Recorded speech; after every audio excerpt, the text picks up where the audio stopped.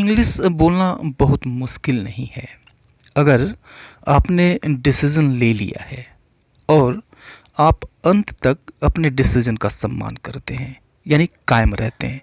क्योंकि बहुत बार ऐसा होता है और मैंने भी देखा है कि हम अपने आसपास जितने भी मेरे दोस्त हैं या फिर आपके भी दोस्त होंगे, उन्होंने अपने जीवन में कभी न कभी डिसीज़न लिया होगा कि वो अंग्रेज़ी बोलना सीखेंगे, लेकिन उसमें से लगभग 95% ने इंग्लिश नहीं सीखा। सिर्फ उसमें से 5% ही ऐसे निकले जिन्होंने इंग्लिश सीखा। अब ये जो 95% है जिन्होंने इंग्लिश नहीं सीखा, इसका सिर्फ और सिर्फ एक ही रीज़न है कि उन्होंने जो डिसीज़न लिया उस पर कायम नहीं रहे, अपने लिए हुए डिसीज़न का उन्होंने सम्मान नहीं किया, अंत तक वो नहीं लगे रहे। तो आपको अगर डिसीज़न लेना है तो अंत तक उस चीज़ पे कायम रहना होगा और साथ ही साथ स्टेप बाय स्टेप आगे बढ़ना होगा। और कब तक? जब तक आप एक फ्लुएंट स्पीकर नहीं बन जाते। यह डे 1 का वीडियो होने जा रहा है। यह जो इंग्लिश स्पीकिंग कोर्स है फ्री है, जो कि यह 60 डेज़ का कोर्स होने जा रहा है। डे 1 आएगा, डे 2 आएगा, डे 3 आएगा। शर्त यह है कि आप मेरे साथ अंत तक बने रहें और अंत तक जाते जाते आप निश्चित रूप से, मेरा दावा है कि आप एक फ्लुएंट स्पीकर बन जाएंगे अगर साथ चलते रहे तो आपको सिर्फ वीडियो वॉच करना है। और ये विशेष करके जो अपना एरिया हिंदी मीडियम के जो स्टूडेंट्स हैं, यह उनके लिए ख़ास तौर से डिज़ाइन किया गया है। 60 डेज़ में यह पूरा का पूरा कोर्स जो है वह कंप्लीट होना है। जैसा कि आप देख पा रहे हैं, इस पूरे कोर्स के 2 लेवल्स हैं। एक तो बेसिक लेवल है and second is second level, right. तो आप देख रहे हैं कि जो बेसिक लेवल में हम इम्परेटिव्स सीखेंगे, वर्ब ऑफ टू बी सीखेंगे, वर्ब ऑफ टू हैव सीखेंगे, मॉडल वर्ब सीखेंगे। उसके बाद हम बेसिक यूजेज जैसे कि use of it, use of their, use of this, that, these, those, etcetera, ये हम सीखेंगे। तो इस तरह से हम देख रहे हैं, टॉपिक वाइज देख रहे हैं कि बेसिक इंग्लिश में हमने टॉपिक वाइज क्या क्या चीज़ें कवर करनी है। और जो नेक्स्ट लेवल है, सेकेंड लेवल है, सेकेंड लेवल में भी हम देख पा रहे हैं कि क्या क्या चीज़ें हमें कवर करनी है। तो ये तो हम पढ़ेंगे, ये सारी चीज़ें तो हम सीखेंगे ही सीखेंगे, डे वाइज सीखेंगे, स्टेप बाय स्टेप सीखेंगे। साथ ही साथ हमें स्पीकिंग की प्रैक्टिस भी करनी है। सभी वीडियोज़ के साथ मैं स्पीकिंग के लिए टिप्स भी आपको बताता चलूँगा। हम इसकी प्रैक्टिस भी करेंगे। इसमें कैसे प्रैक्टिस करें यह मैं आपको अच्छी तरह से बताऊंगा।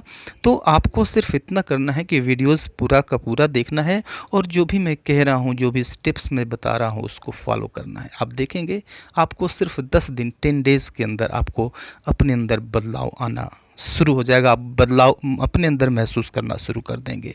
तो आइए शुरू करते हैं डे 1 का वीडियो। तो इस डे 1 के वीडियो में हम बिल्कुल नीचे से शुरू करेंगे। सबसे जो सिंपलेस्ट सेंटेंसेस होते हैं, सबसे जो सरल वाक्य होते हैं, जो कि हम डेली यूज़ करते हैं, उनसे शुरू करेंगे। और वो होते हैं इम्परेटिव सेंटेंसेस। इम्परेटिव सेंटेंसेस, बहुत सारे सेंटेंसेस आपको ऐसे मिलेंगे जो सिर्फ एक वर्ड से बन जाते हैं, राइट। तो ऐसे सेंटेंसेस से हम अपनी शुरुआत करेंगे। इम्परेटिव सेंटेंसेस, तो इम्परेटिव सेंटेंसेस वो सेंटेंसेस होते हैं जिनमें इंस्ट्रक्शंस दिए जाते हैं, यानी निर्देश दिए जाते हैं। यानी किसी चीज़ को तुम कैसे करो, ऐसे करो, उस तरह से करो, हम निर्देश देते हैं, इंस्ट्रक्शंस देते हैं।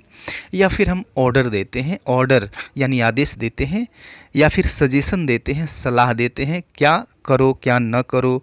या फिर रिक्वेस्ट करते हैं, प्रार्थना करते हैं, राइट। तो जो इम्परेटिव सेंटेंसेस होते हैं वो या तो पॉजिटिव हो सकते हैं या फिर नेगेटिव हो सकते हैं। ये 2 ही तरह के होते हैं। पॉजिटिव इंस्ट्रक्शंस, पॉजिटिव इम्परेटिव्स हो सकते हैं या फिर नेगेटिव इम्परेटिव्स हो सकते हैं। यानी हम ये बताएं कि कोई काम करो तो पॉजिटिव इम्परेटिव्स हो गए, और या फिर हम ये बताएं कि कोई काम न करो, वो नेगेटिव इम्परेटिव्स हो गए। तो ये 2 तरह के इम्परेटिव्स हो गए, राइट। अब जो इसका स्ट्रक्चर होता है, पॉजिटिव का जो स्ट्रक्चर होता है वो होता है काम प्लस क्या या फिर किसको। यानी काम यानी कौन सा काम करो, सबसे पहले रहता है कौन सा काम करो, और उसके बाद से क्या करो या फिर किससे हम करने के लिए कहते हैं। राइट। इंग्लिश में कहें तो वर्ब आएगा, वर्ब की फर्स्ट फॉर्म आएगी, उसके बाद से ऑब्जेक्ट आएगा। राइट। तो ऑब्जेक्ट क्या चीज़ होती है? जो हम काम करने को कहेंगे या फिर जिससे हम काम करने को कहेंगे वो चीज़ ऑब्जेक्ट होगी। राइट। तो ये तो पॉजिटिव का स्ट्रक्चर हो गया। जो नेगेटिव का स्ट्रक्चर होता है वो होता है कोई काम न करो, यानी कोई काम हम करने से मना करते हैं, नेगेटिव हो जाएगा।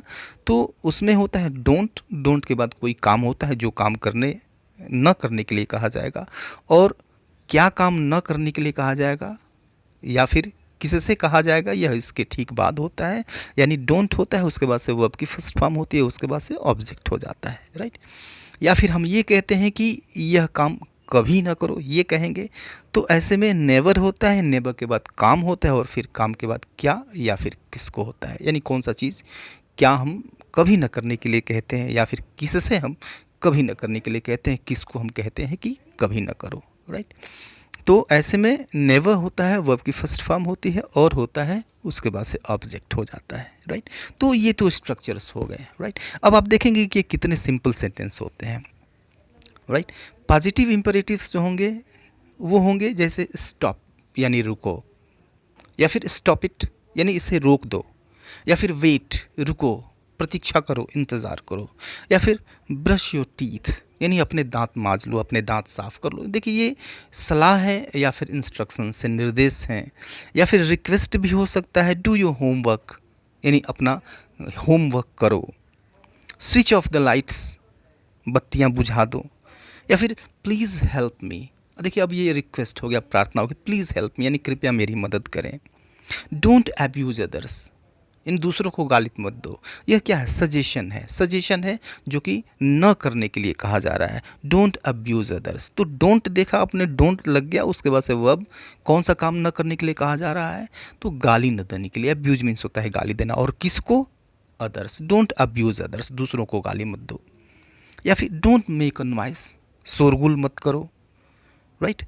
तो डोंट और उसके बाद से कौन सा काम नहीं करने के लिए कहा जा रहा है? तो शोर न मचाने के लिए कहा जा रहा है। Don't make a noise.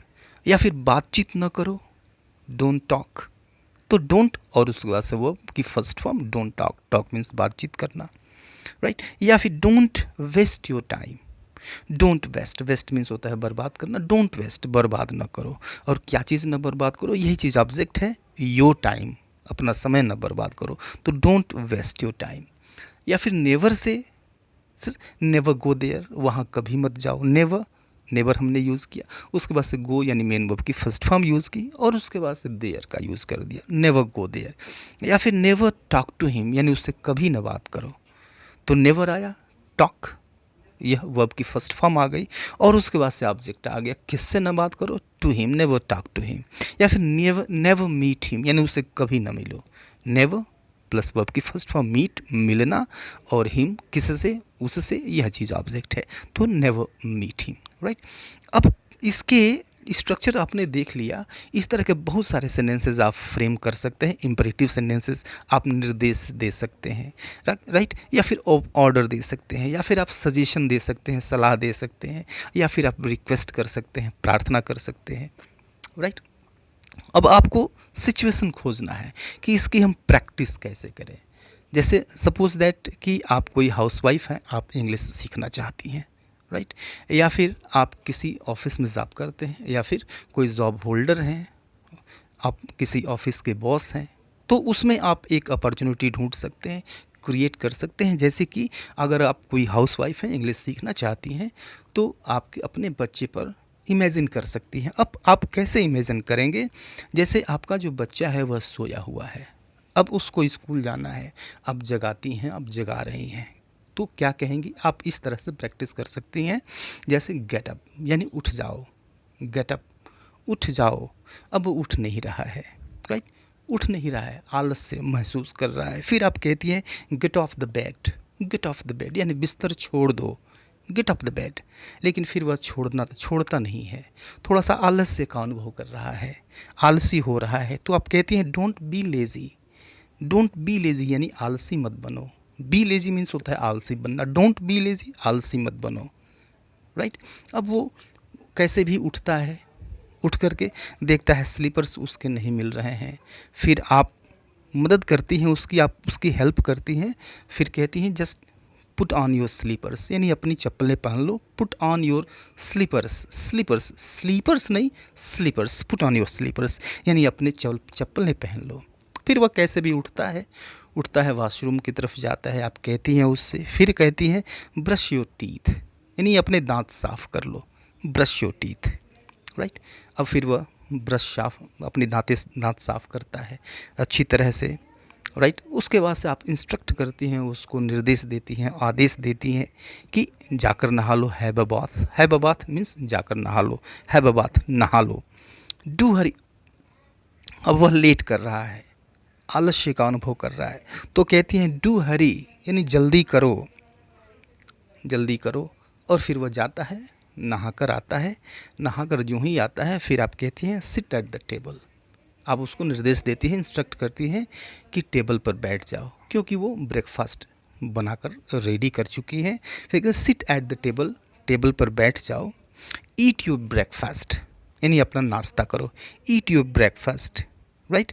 Drink sufficient amount of water, यानी पर्याप्त मात्रा में पानी पियो। Drink sufficient amount of water, वह पानी पर्याप्त मात्रा में नहीं पीता है। बच्चों की बहुत सारी इस तरह की आदत होती है, पर्याप्त पानी नहीं पीते हैं। फिर आप उसको सजेस्ट करती हैं, सलाह देती हैं drink sufficient amount of water, यानी पर्याप्त मात्रा में पानी पियो। तो इस तरह से आप आगे और भी वीव कर सकती हैं, सेंटेंसेस आप सेलेक्ट कर सकती हैं, चूज़ कर सकती हैं, आगे अपने के लिए प्रैक्टिस कर सकती हैं। तो इस तरह से इस चीज़ को प्रैक्टिस करें। आप देखेंगे कि इस तरह से बोल कर प्रैक्टिस करने से जो कि आपकी जो टंग है वह इन चीज़ों की हैबिचुएट हो जाएगी, इन चीज़ों की उसको आदत पड़ जाएगी। तो मुख्य चीज़ यही है, जो मेन चीज़ है, the most important thing is this, यही सबसे महत्वपूर्ण चीज़ है। आप चीज़ें सीख रहे हैं, फिर उसको प्रैक्टिस में डालिए। Put all those things into practice. जब तक आप प्रैक्टिस में नहीं डालेंगे तब तक कुछ नहीं हो सकता है। मिलते हैं नेक्स्ट वीडियो में, तब तक के लिए goodbye and take care.